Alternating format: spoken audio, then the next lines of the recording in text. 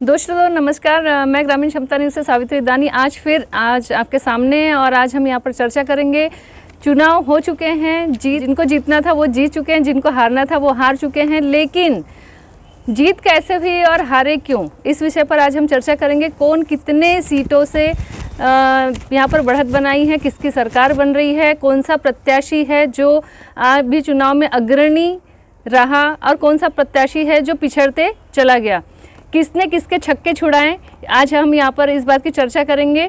पूरे 6 विधानसभा क्षेत्र से हम आपको एक आंकड़े सुनिश्चित यहाँ पर बताएंगे कि कौन कौन से क्षेत्र से कौन कौन प्रत्याशी आगे है, कौन प्रत्याशी पीछे रहा और कौन से निर्दलीय ने उनको कितना नुकसान पहुंचाया। आगे के सविस्तार जानकारी के लिए मैं यहाँ पर अपने सहयोगी मिस्टर दीपक कुथेकर जी को यहाँ पर इन्वाइट करती हूँ आप सभी के बीच। दोस्तों नमस्कार, ग्रामीण क्षमता न्यूज़ चैनल में आप सभी का स्वागत है। और इस वक्त हम खड़े हैं मध्य प्रदेश में और मध्य प्रदेश की खबर लेके आए केवल एक ज़िले की, जो ज़िला है बालाघाट। बालाघाट ज़िले की 6 विधानसभा है और 6 विधानसभा का रिजल्ट लेकर के हम आपके सामने उपस्थित हुए हैं। मेरे साथ में मध्य प्रदेश के जो हमारे न्यूज़ चैनल के रिपोर्टर भी हैं और हमारे न्यूज़ चैनल के सहायक संपादक भी आज मेरे साथ खड़े हैं, जो मध्य प्रदेश रहते हैं और मध्य प्रदेश की अच्छी जानकारी रखते हैं। तो हम आज दोनों मिलकर के 6 विधानसभा निर्वाचन क्षेत्र का विस्तृत रूप से आपको कितना किसने वोट लिया और कितने मतों से हारा और कितने साल उसने राज किया था, ये सब आप इस हमारे वीडियो में सुनेंगे। तो हम शुरुआत करते सबसे पहले जिला जो हमारा बालाघाट है, बालाघाट से, जो पहले से ही वहाँ पर भाजपा का साम्राज्य था, जो कि हमेशा वहाँ पर भाजपा भारतीय जनता पार्टी जीतते हुए आ रही थी और इसका ताज हमेशा गौरीशंकर बिसेन पहनते थे। लेकिन इस बार ऐसे खुलासे आए, ऐसे रिजल्ट आए, बेहद चौंकाने वाले रिजल्ट हमारे बालाघाट ज़िले में देखने मिला है। और यहाँ पर अनुभा मुंजारे इस बार भारी मतों से, यानी पूरे बालाघाट ज़िले में जितनी भी विधानसभा है 6 विधानसभा में सबसे ज़्यादा मतों से विजय श्री का ताज पहना है। तो वहाँ की हम जानकारी दे देंगे आपको कि गौरीशंकर बिसेन जी ने 29,195 वोटों से हारे हैं और इन्होंने वोट लिया था 79,575, जो 7 बार विधायक 2 बार सांसद रह चुके हैं।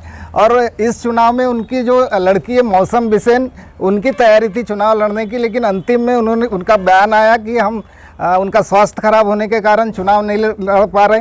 तो जो हमारे मंत्री जी है, इसी साल उनको एक मंत्री पद मिला था और मंत्री पद मिलने के बाद ये हमको ऐसा लगता है कि मंत्री पद उनके लिए शुभ नहीं रहा होगा और जो चुनाव हार रहे तो बहुत ही उनके लिए और उनके परिवार के लिए, पूरे भाजपा के लिए दुख की बात है कि इतने साल का एक भाजपा का गढ़ रहने वाला एक बालाघाट, वहाँ से भाजपा का नामो निशान अनुभा मुंजारे मिटा देती है। तो अनुभा मुंजारे जी को जो वोटिंग की गई, यानी बहुत ही भयानक तरीके से वोटिंग हुई, 80.9% वोट पड़े बालाघाट में और जिसमें 1,08,770 वोट अनुभा मुंजारे जी ने लिया है, जिसमें जो उनकी जीत का आंकड़ा है 29,195। तो अभी दूसरे क्षेत्र की जानकारी हमारे साथ जो खड़े सावित्री दानी जी देंगे। चलिए बात करते हैं वाराशूनी की। अभी आपने बालाघाट के आंकड़े सुने। वाराशूनी की अगर हम बात करें तो वाराशूनी में 2 ही ऐसे उम्मीदवार थे जिनमें कांटे की टक्कर थी। यहाँ पर मैं बात करना चाहूँगी विक्की पटेल और साथ में जो हमारे भाजपा के प्रत्याशी थे वो थे गुड्डा जायसवाल, जिनका नाम है प्रदीप जायसवाल। इनके बीच में कांटे की टक्कर थी और साथ में वहाँ पर एक ऑटो वाले भी थे जिन्होंने उनको भी थोड़ा सा नुकसान पहुँचाया। और इन दोनों के टक्कर के बीच में हमारे जो सर्वे के अनुसार पहले से ही ये क्लियर हो चुका था हमें कि यहाँ पर कांग्रेस आने वाली है, क्योंकि वहाँ के जो लोगों का कहना था उसके हिसाब से ऐसा लग रहा था कि कांग्रेस की लहर चल चुकी है। लेकिन अंतिम तक भी ऐसा लग रहा था कि शायद गुड्डा जायसवाल फिर से यहाँ पर लीड कर सकते हैं। तो हमने ये चीज़ देखा कि विक्की पटेल ने बहुत ही शानदार तरीके से उनको पराजित यहाँ पर किया और वहाँ की जनता ने उनका सपोर्ट किया। और जो गुड्डा जायसवाल की जो हार हुई है, कहीं ना कहीं शायद वहाँ लोगों के दिल में घर नहीं बना पाए, शायद ये एक बड़ा कारण हो सकता है। दूसरी चीज़ कि इनके आंकड़े हम आपको बता देते हैं। विक्की पटेल जी जो हैं वो 79,597 वोटों से यहाँ पर उन्होंने बढ़त हासिल करी और प्रदीप जायसवाल को जो है 78,594 वोट यहाँ पर मिले और इनके बीच में खाली 1,003 वोटों का जो है वो अंतर यहाँ पर रहा। और तीसरे नंबर पर रहे मनोज लिल्लारे जी, जो कि 5,651 वोट उन्होंने वहाँ से लिए। आगे के आंकड़े के लिए मैं यहाँ पर सर को बुलाना चाहूँगी। अब मैं तीसरा क्षेत्र की आपको जानकारी देता हूँ। वहाँ भी बेहद चौंकाने वाले नतीजे, और किसी ने शायद भाजपा वालों ने भी ये नहीं सोचा होगा कि मध्य प्रदेश में इतना उलटफेर हो सकता है और इतनी सीटें आ सकती है, और उनके खास जो दिग्गज नेता लोग हैं, दिग्गज मंत्री लोग हार सकते हैं। ये बहुत बड़ी खबर इस बार के चुनाव के नतीजे में अच्छे अच्छे लोगों के होश उड़ा दिया गया है। और जितने भी एग्जिट पोल के चैनल्स थे, सब चैनल के एग्जिट पोल को एकदम बेकार साबित करने में ये वाला चुनाव देखा गया है। तो परसवाड़ा क्षेत्र जो है बालाघाट के करीब एकदम लगा हुआ होता है। तो वहाँ से जो मंत्री, आयुष मंत्री थे, जो बहुत अच्छा कार्यकाल रहा उनका, रामकिशोर नानो कावरे जिनका नाम है, बहुत ही प्रचलित है और बहुत ही लोकप्रिय व्यक्ति हैं। तो उनको एक जो मधु भगत कांग्रेस जो प्रत्याशी है, उन्होंने बहुत बुरी तरीके से उनको हराया। ये बोलने में कोई हर्ज नहीं कि नानू कावरे एक बुरी तरह से उनने हार को स्वीकार किया है, जो उनके कार्यकर्ता को ये उम्मीद भी नहीं थी कि इतनी जनता उन्हें इतना उनको परे कर देगी इस क्षेत्र से। तो वहाँ से जो मधु भगत जी है, उनका बताया गया कि उनने 5 साल बहुत मेहनत किया चुनाव हारने के बाद, और उस मेहनत का नतीजा जो उनको मिला, और आज वहाँ की विधानसभा सीट उनके पक्ष में जाती है। तो वहाँ के हम आंकड़े बताएंगे आपको कि मधु भगत जी को 1,992 वोट मिले कुल उनको, और रामकिशोर कावरे जी को 75,044 वोट मिले हैं।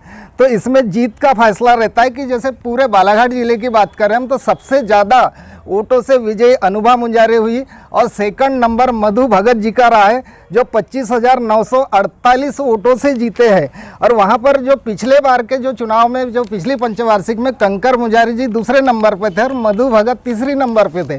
तो इस बार तीसरी नंबर वाला पहले नंबर पर आ चुका है, और जो सेकंड नंबर वाले कंकर मुंजारे जी थे, जो तीसरी नंबर पे इस बार पहुँचे। और वहाँ पर एक पहली बार आम आदमी पार्टी से एक प्रत्याशी उतारा गया था, शिव शंकर यादव। उन्होंने जो एकदम नया प्रयास किया और पहली बार उन्होंने एक आजमा के देखा कि हमारे आम आदमी पार्टी को कितने मतदान मिल सकते हैं।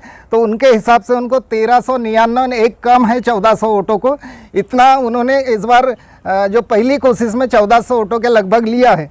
तो यहाँ पर अब जनता का पूरा ध्यान है कि जैसे सरकार तो भाजपा की बैठेगी, लेकिन कांग्रेस का यहाँ का जो उम्मीदवार होगा तो क्या हमारे क्षेत्र का विकास होगा। यानी सेम कहानी लांजी क्षेत्र के जैसे हो जाती है, जैसे हिना कावरे कांग्रेस से विजयी हुई थी और ऊपर बीजेपी की सरकार थी। तो इस बार भी वही सिस्टम बना है कि वहाँ भी वो 10 साल के बाद हारते थे, यहाँ भी 10 साल का राज करने वाले जो कावरे जी है, नानू कावरे जी, वो इस बार चुनाव हार जाते हैं। तो हम आते हैं अभी चौथे विधानसभा क्षेत्र पे। अभी जो सावित्री दानी मैडम है वो बताएंगे।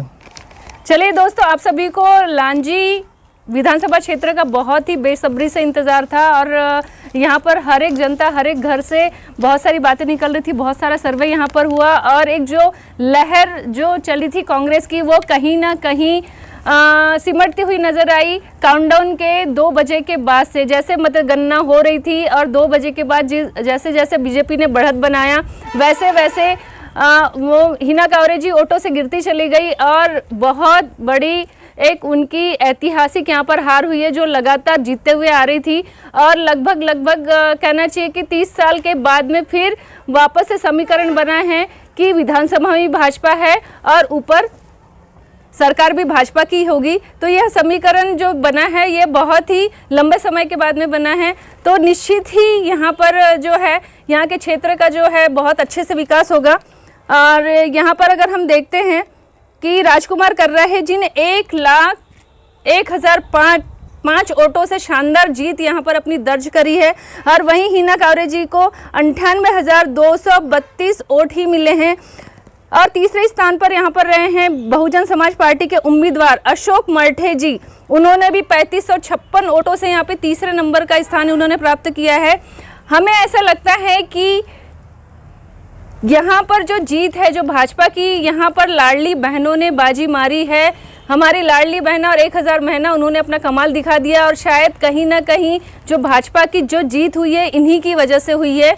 और साथ में जो किसान सम्मान निधि जो बीच में दी गई थी, वह भी एक बहुत बड़ा कारण हो सकता है भाजपा की जीत पर। और अच्छी बात यह है कि भाजपा में इस बार एक नया चेहरा और एक नया प्रत्याशी यहाँ पर खड़ा है, जो कि बहुत ही मिलनसार और कहना चाहिए कि लांजी क्षेत्र में जो एक अपनी एक पहचान रखते हैं, एकदम नया चेहरा, और शायद लोगों ने इसीलिए भी उनको मौका दिया कि वो एकदम नए हैं और फ्रेशर है, और वो शायद बहुत कुछ उम्मीद यहाँ की जनता ने उनसे लगा कर बैठा हुआ है। चलिए आगे के विधानसभा क्षेत्र के लिए मैं यहाँ सर को अभी मैं एक ऐसे क्षेत्र की खबर लेके आ रहा हूँ आपको, जो कि जैसे वहाँ पे प्रत्याशी निश्चित हो गए थे, वोट टिकट जिसको बंटवारा हो चुका था, उसी दिन से एक चर्चा का विषय था कि यहाँ पर ये सीट जीत ही नहीं सकती। मैं उस शख्स की कहानी आपको बताना चाहूँगा, और वो एक कहावत उनके ऊपर पूरी की पूरी लागू होती है, पूरी छोड़ आधी पे धाए, आधी पाए ना पूरी पाए। तो ये है कटंगी क्षेत्र की कहानी, जहाँ पर बोध सिंह भगत, उनको ऐसा लगता है कि परिवर्तन की लहर, उस डर से भाजपा से निकल के भाग के कांग्रेस में आ जाते हैं। और यदि आज बोध सिंह भगत जी भाजपा में रहते तो शायद आज वो महसूस भी कर रहे हैं कि उन्होंने एक भारी गलती किया है, कि बहुत बड़ी उनसे एक भूल हुई है कि जो कांग्रेस का दामन थामा है उनने, जो कि वहाँ पर पहले से निश्चित हो गया था कि केसरबाई बिसेन पूरे क्षेत्र में मेहनत कर रही थी और कांग्रेस को पूरा एकता के सूत्र में बांध के रखी थी। और ऐन टाइम पर वहाँ पर कमलनाथ जी उनको धोखा दे देते हैं और केसर बिसेन फिर निर्दलीय लड़ती है, तो उसके ऊपर से फिर एक दूसरी गलती दोहराई जाती है कांग्रेस की ओर से कि उनको 6 साल के लिए निलंबित किया जाता है।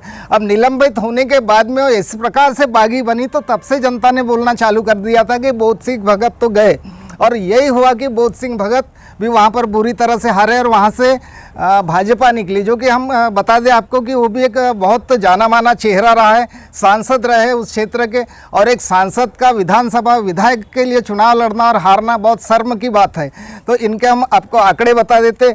वहाँ पर एक मज़ेदार एक बात है कि एक आम आदमी पार्टी ने पहली बार चुनाव लड़ा है, वहाँ के इंजीनियर है प्रशांत भाऊ, और उनका प्रचार करने के लिए पंजाब से सीएम भगवंत मान स्वयं कटंगी पहुँचे थे, और उनको बहुत अच्छा जनता ने सहयोग दिया और बहुत अच्छा प्यार दिया, क्योंकि उन्होंने 11,029 वोट प्राप्त किया वहाँ पर। आम आदमी पार्टी की ये हार नहीं, हम तो जीत मानते हैं, कहने कि बोध सिंह भगत को उन्होंने टक्कर देने के बाद भी 11,000 वोट प्राप्त किया है। तो वहाँ केसरबाई ने भी 7,167 वोट लेकर के, और कुछ अन्य निर्दलीय लोगों ने भी वोट लेकर के बोध सिंह भगत का पूरा पल्ला कमज़ोर कर दिया था, जिसके कारण वहाँ पर भाजपा को जीत मिली है। तो यहाँ पर बोध सिंह भगत 64,019 वोट लेते हैं, और जो गौरव पारधी जी 85,950 वोट लेते हैं, यानी कि जीत होती है उनकी 21,931 से, जो तीसरे क्रमांक पर आते हैं। जो पूरे बालाघाट जिले में 6 विधानसभा क्षेत्र में तीसरे क्रमांक पर यानी अपने जो गौरव पारधी है इनको जीत मिलती है। अब वहाँ तो ये पहले से ही रिजल्ट क्लियर जनता ने कर दिया था कि बोध सिंह भगत हार रहे, तो हो सकता है शायद उसी दिन से इन्होंने समझ लिया होगा, और मुझे लगता है कि इनको एक ऐसा एक गर्व हो गया था कि एक लहर चल रही है हमारी परिवर्तन की लहर, लेकिन ये परिवर्तन की लहर काम में नहीं आती है, और लाडली बहना अपना कमाल दिखा देती है और पूरा भाजपा को बहुमत से, यानी भारी बहुमतों से मध्य प्रदेश में फिर से मामा शिवराज को सिंहासन पर बिठाल देती है। तो आगे की जानकारी अभी हम बैहर की जानकारी आप सुनेंगे दोस्तों, आपके सामने अभी पूरी जानकारी बैहर की सुनाएंगे। चलिए आगे बढ़ते हैं। अब रह गया हमारा एक लास्ट क्षेत्र, जो बैहर विधानसभा क्षेत्र, ठीक है, ये हमारा एक लास्ट रह गया था जिसके बारे में अब हम बात करेंगे। तो बैहर में भी हमने देखा कि लगभग अभी जितने भी क्षेत्रों में देखा, भाजपा और कांग्रेस में काफ़ी टक्कर रही, और यहाँ पर लगभग भाजपा ने अपनी बहुमत को बहुत अच्छे से बढ़ाया, बहुत सीटों से, बहुत सारी सीटों से वो आगे रही। और यहाँ पर बैहर क्षेत्र में के जो उम्मीदवार थे, कांग्रेस के उम्मीदवार संजय उइके 90,142 वोटों से इन्होंने जीत हासिल की, और उन्होंने हराया भाजपा के भगत सिंह नेताम को मात्र 551 वोटों से। दोस्तों ज़्यादा दूरी नहीं थी वोटों की, लेकिन फिर भी वो जीत गए। और तीसरे स्थान पर की अगर हम बात करेंगे तो तीसरे स्थान पर फतेह सिंह जी थे, जो कि गोंडवाना गणतंत्र पार्टी से हैं, और उन्होंने यहाँ पर 8,646 वोट यहाँ पर लिए, और कहीं ना कहीं इन्होंने भाजपा के भी वोट काटे हैं। तो शायद भाजपा के हार का एक बड़ा कारण ये भी हो सकता है। तो आप सभी का बहुत बहुत धन्यवाद। ये थे हमारे कुछ चुनावी आंकड़े जो कि सही और सटीक आपको यहाँ पर बताए गए। जो बालाघाट जिला है, यहाँ पर एक बहुत ही महत्वपूर्ण बात और बहुत ही अच्छा मैसेज दिया गया जनता के ओर से चुनाव लड़ने वाले नेताओं को। एक तो बोध सिंह भगत को एक सबक मिला कि अपना भाजपा छोड़ के कांग्रेस में जाते, दूसरा वारासिवनी क्षेत्र के जो है गुड्डा जायसवाल, प्रदीप जायसवाल, कांग्रेस में जब उन्होंने चुनाव लड़ा तो जनता ने बिल्कुल सिर माथे पे लिया। उसके बाद निर्दलीय लड़ते, फिर बढ़िया उनको जिता के लाते, फिर भाजपा में जाते। तो ये मैसेज ये जाता है कि जिस पार्टी में उसी में रहो तो आपको मान सम्मान मिलेगा। बार बार पार्टी बदलने से सम्मान मिलेगा ये गारंटी नहीं होती। अगर यदि आपके कर्म अच्छे तो फिर से जनता चुन के देगी। लेकिन जितने भी उम्मीदवार हारे हैं तो ये मैं एकदम स्पष्ट रूप से बोल सकता हूँ कि इनमें कुछ तो भी कमियां रही होगी। उन कमियों के कारण ये लोग चुनाव हारे, नहीं तो वरना जनता किसी के साथ धोखा नहीं करती। ग्रामीण क्षमता न्यूज में सावित्री दानी के साथ मैं दीपक कुथेकर। नमस्कार दोस्तों। यहाँ पर एक बात साबित होती है, जनता कुर्सी पर बैठ तो नहीं सकती लेकिन कुर्सी को हिला जरूर सकती है। आप सभी का बहुत बहुत धन्यवाद।